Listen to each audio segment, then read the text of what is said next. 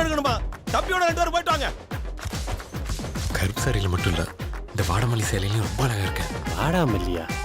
நான் தான் சொன்னேன்ல இந்த சம்பந்தம் கண்டிப்பா அமைஞ்சிரும்னு.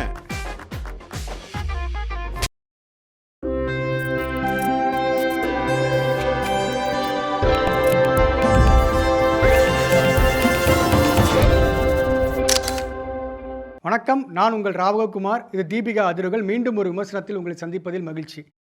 இன்றைக்கி நம்ம ஒரு 15 வருஷத்துக்கு முன்னாடி யோசித்து பார்த்தீங்கன்னா, கோவில்களுக்கெல்லாம் போனீங்கன்னா ஒரு 20 வருஷத்துக்கு முன்னாடி நிறைய இளம் பெண்கள், அப்போ இருந்த இளம் பெண்கள் வந்து கோவிலை வந்து அடிப்பிரதட்சணம்னு ஒன்று பண்ணுவாங்க. அதாவது மெல்லுவாக ஸ்லோவாக ஒவ்வொரு ஸ்டெப்பாக எடுத்து சாமி கும்பிடுவாங்க. எதுக்கு இது அப்படின்னு பார்த்தீங்கன்னா, அவங்களுக்கு கல்யாணம் ஆகாமல் இருக்கும், கல்யாணம் சீக்கிரம் ஆகணும் அப்படிங்கிறதுக்காக இதை பண்ணுவாங்க. அப்போ வந்து ரொம்ப வருத்தமாக அன்றைக்கி கவிதைகள்லாம் எழுதியிருக்காங்க. அன்னைக்கு பணம் இல்லை, வரதட்சணை கொடுக்க முடியவில்லை, அதனால் இவள் முதிர்கனி ஆகிவிட்டாள், இப்படிலாம் ஒரு கவிதைகள்லாம் ஒரு 20 ஆண்டுகளுக்கு முன்னாடி வந்துகிட்டு இருந்தது.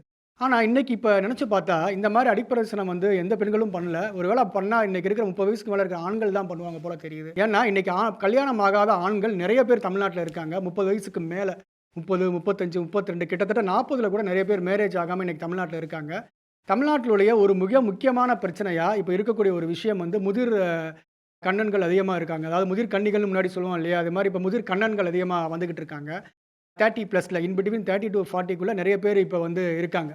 இதற்கான என்ன காரணம் அப்படின்றது நம்ம யோசிக்கலாம். யோசித்தா என்ன காரணமாக இருக்குமோ அப்படின்னு பார்த்தீங்கன்னா, முதல் விஷயம் பெண் கல்வி தான். பெண்கள் வந்து நிறையா படிச்சுட்டாங்க, வேலைக்கு போகிறாங்க, பிறப்பு விகிதமும் குறைவாயிடுச்சு. முன்னாடி ஒரு வீட்டில் நிறைய குழந்தைகள் இருப்பாங்க, அதனால் வந்து நிறைய பேர் கல்யாணம் பண்ணணும் அப்படிங்கிறது ஒரு பேர்டனாக இருந்தது. இப்போ அதை கொஞ்சம் மாற்றம் அடைஞ்சிருச்சு.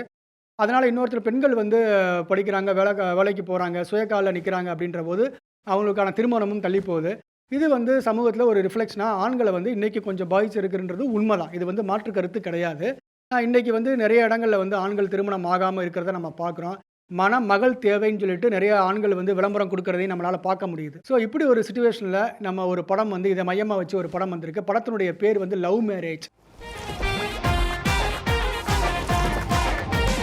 அப்படிங்கிறது. இந்த படத்தை வந்து சண்முகப்பிரியன் டைரக்ட் பண்ணியிருக்காரு. நம்ம விக்ரம் பிரபு, மீனாட்சி இவங்களாம் இதில் வந்து முக்கியமான கேரக்டர் வந்து பண்ணியிருக்காங்க.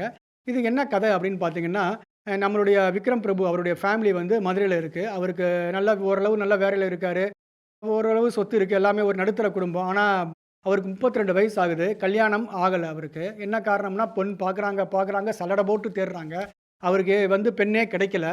ஒரு டயத்தில் என்ன பண்ணுறாங்க அப்படின்னு வந்து பார்த்தீங்கன்னா, நம்ம சேச்சை இனிமேல் மதுரையில் இருந்தால் வேலைக்கு ஆகாதுன்னு சொல்லிட்டு எல்லாரும் கிளம்பி கோபிச்செட்டிப்பாளையத்துக்கு போகிறாங்க குடும்பமாக.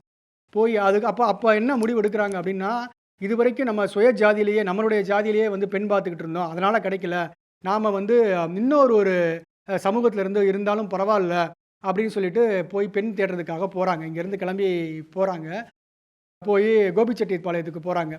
போய் அங்கே வந்து போகிறாங்க. கிட்டத்தட்ட அங்கே இருக்கக்கூடிய பெண் பார்க்குறாங்க.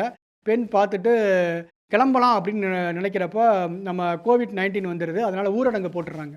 அதனால் அதிகமான நாட்கள் வந்து அந்த பெண் பார்க்க போன இடத்துலயே இவங்க தங்க வேண்டிய சுச்சுவேஷன் வருது. 30 வயசுக்கு மேலே எல்லாம் டவுட் தான். இது அன்னைக்கு இந்த ஊரை ஒரு பொண்ணு கூடவா கிடைக்கல? ஆனால் நீ ஓகே சொன்னதுக்கப்புறம் என்னால் நிற்கவே முடியல, பறந்துக்கிட்டு இருந்தேன். ஆகா, இதுக்கப்புறம் ஏகப்பட்ட ரொமான்ஸ் இருக்க போல் இருக்குது அப்படின்னு நாம் நினைக்கிற ஒரு இடத்துல தான் டேரக்டர் ஒரு ட்விஸ்ட் வச்சுருக்காரு. அதுக்கப்புறம் அந்த வீட்டில் இவங்க தங்கும்போது சில பிரச்சனைகள் வருது. அந்த வீட்டுக்குள்ளேயே இன்னும் சில பிரச்சனைகளும் இருக்குது. அது என்ன, அது இவருக்கு அந்த கல்யாணம் ஆச்சா இல்லையா அப்படிங்கிறது தான் இந்த படத்தினுடைய கதை. படம் வந்து எடுத்துக்கிட்ட ஒன்லைன் ரொம்ப நல்ல ஒன்லைன். இன்றைக்கி இந்த பிரச்சனைகளை அதிகமாக நாம் யாருமே பேசுகிறதில்ல. அப்படியே இதை பேசினா கூட நிறைய பேர் இதை விளையாட்டாகவும் சிரிப்பாகவும் தான் இதை வந்து பார்க்குறாங்க. கல்யாணம் ஆகாமல் இருக்கக்கூடிய ஆண்கள் வந்து ஒரு கவலைப்பட வேண்டிய ஒரு விஷயம் தான். ஏன்னா எப்படி சில வருஷங்களுக்கு முன்னாடி கல்யாணம் ஆகலை ஒரு பெண்ணுக்கு அப்படின்ற போது எல்லாருமே வந்து வருத்தப்படுவாங்க, அவர் வரதட்சணைம்பாங்க, குடும்பம் ஏழையாக இருக்குன்னுவாங்க. அப்போ எல்லாம் எல்லாருக்குமே அதுக்கு மேலே வந்து ஒரு கரிசனம் இருந்தது. இன்றைக்கி இதை கரிசனமாக தான் பார்க்கணும் அப்படின்றது தான் அந்த டைரக்டர் சொல்லியிருக்காரு. இதை இவர் இன்னும் அழுத்தமாக சொல்லியிருக்கலாம். இது வந்து ஒரு ஃபேமிலி ட்ராமா தான். ஆனால் வந்து இதை கொஞ்சம் நல்ல காட்சிகளை வந்து சிறப்பாக அமைச்சிருக்கலாம். ஒரு சில காட்சிகள் வந்து நல்லா இருக்குது. ஆனால் இன்னுமே வந்து காட்சிகளை வந்து அவர் நல்லாவே வச்சுருக்கலாம். ஏன்னா ஃபர்ஸ்ட் ஆஃப் வந்து நிறைய காமெடியாக இருக்குது. ரமேஷ் திலக், அதே மாதிரி வடிவேல் முருகன் இவங்கலாம் நிறைய நகைச்சுவை பண்ணுறாங்க. அந்த காட்சியும் நல்லா வந்திருக்கு. அருள்தாஸ் வந்து ஒரு காமெடி வில்லன் மாதிரி ட்ரை பண்ணியிருக்காரு. இது வரைக்கும் நம்ம முரட்டு அருள்தாஸ் தான் சினிமாவில் பார்த்துருப்போம். இந்த படத்தில் வந்து கொஞ்சம் காமெடியும் ட்ரை பண்ணி ஒரு நெகட்டிவ் ஷேடும் கொண்டு வர ட்ரை பண்ணுறாரு. நான் இங்கே வரதுக்கு முன்னாடி எங்கள் ஊரில் ஒரே பேச்சு, ஜாதகத்தில் ஏதாவது பிரச்சனையா? அவருடைய கேரக்டர் ரொம்ப பொருந்து போகுது. எல்லாருமே மாற்றங்களுக்கு தயாராகும் போது இந்த மாதிரி வேறு சமூகத்தில் கல்யாணம் பண்ணலாம், இல்லை லவ் மேரேஜ் பண்ணலாம் அப்படின்னு வந்து வேற வழி இல்லாமல் கூட சில பேர் மாற்றத்துக்கு தயாராகுவாங்க.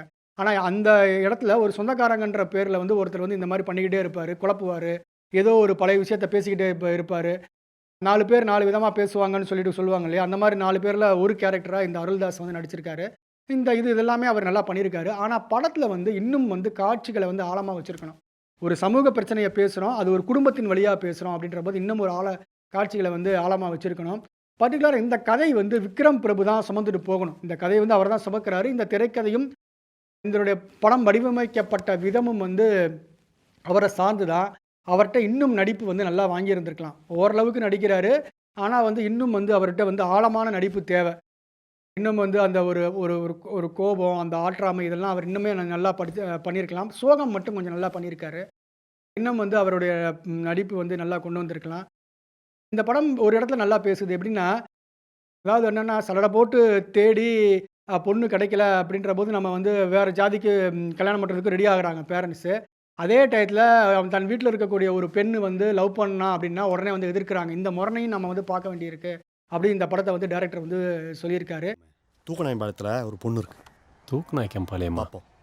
கூச்சமே இல்லைல்ல. இசை ஓரளவுக்கு நல்லா இருக்குது. இசை வந்து நம்ம பின்னணி இசை வந்து நல்லா இருக்குது. ஒளிப்பதிவை பொறுத்த வரைக்கும் ஒரு ஃபேமிலி ட்ராமாவுக்கு என்ன ஒளிப்பதிவு தேவையோ அதை வந்து டைரக்டர் வந்து கரெக்டாக பண்ணியிருக்காரு. இன்றைக்கி வந்து நம்ம படங்களை பார்க்குறோம், நிறைய வன்முறை காட்சிகள் நிறையாவே இருக்குது, நிறையா தேவையில்லாத வல்கரான காட்சிகள்லாம் இருக்குது. இந்த சிச்சுவேஷனில் இன்னைக்கு இருக்க ஒரு சமகாலத்தில் நம்ம சமூகத்தில் நாம் வந்து யோசிக்க வேண்டிய, எதிர்காலம் என்ன ஆகுமோ நினைக்க வேண்டிய ஒரு பிரச்சனையை இந்த படம் வந்து கையில் எடுத்திருக்கு. அது வரைக்கும் இந்த படத்தை வந்து பாராட்டலாம். இது ஓரளவுக்கு ஃபேமிலி சப்ஜெக்டான படம் தான். ஃபேமிலி இப்போ சின்ன பசங்களும் பார்க்கலாம், ஒரு மிடில் ஏஜில் இருக்கிறவங்களும் பார்க்கலாம். இந்த படம் பார்த்தீங்கன்னா, இந்த படம் நிறைய உங்களுக்கு கேள்விகளை எழுப்பும். நம்ம வந்து பெண் தேடிக்கிட்டே இருக்கோம். இவ்வளவு மக்கள் தொகை இருக்குது, ஏன் பெண் கிடைக்கல ஒருத்தருக்கு அப்படின்னு பார்த்தீங்கன்னா, நம்மக்கிட்ட இருக்க ஈகோ தான்.